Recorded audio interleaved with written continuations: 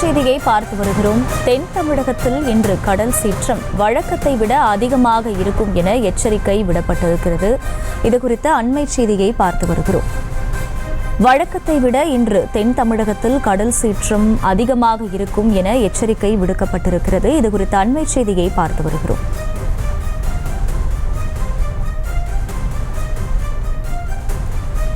தென் தமிழகத்தில் இன்று கடல் சீற்றம் வழக்கத்தை விட அதிகமாக இருக்கும் என எச்சரிக்கை விடுக்கப்பட்டிருக்கிறது.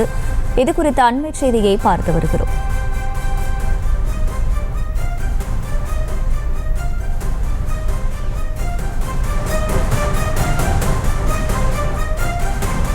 கூடுதல் விவரங்களை செய்தியாளர் லதா வழங்க கேட்கலாம். லதா, வணக்கம். இதற்கான காரணம் என்னவாக சொல்லப்படுகிறது? முழு விவரங்கள் என்ன? வணக்கம். தென் தமிழகத்தில் இன்று கடல் சீற்றம் வழக்கத்தை விட அதிகமாக இருக்கும் என வானிலை ஆய்வு மையம் எச்சரிக்கை விடுத்திருக்கிறது. 1.5 மீட்டர் உயரத்திற்கு கடல் அலைகள் எழும்ப வாய்ப்பிருப்பதாகவும் வானிலை ஆய்வு மையம் தெரிவித்து இருக்கிறது.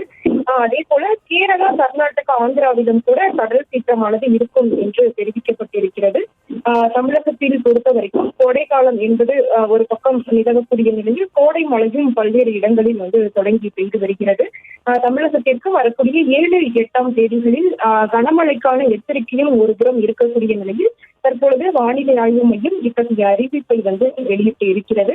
தென் தமிழகத்தில் கடல் சீற்றம் அதிகரிக்கும் என்று வானிலை ஆய்வு மையம் தெரிவித்து இருக்கிறது. தென் தமிழகத்தில் இன்று கடல் சீற்றம் வழக்கத்தை விட அதிகமாக இருக்கும் என்று வானிலை ஆய்வு மையம் எச்சரிக்கை விடுத்திருக்கிறது.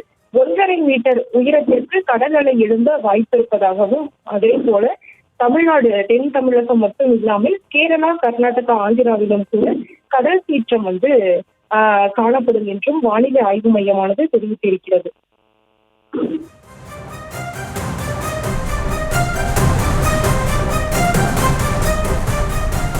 முழு விவரங்களுக்கு நன்றி லதா. செய்திகளை உடனுக்குடனும் துல்லியமாகவும் தெரிந்து கொள்ள சப்ஸ்கிரைப் பண்ணுங்க.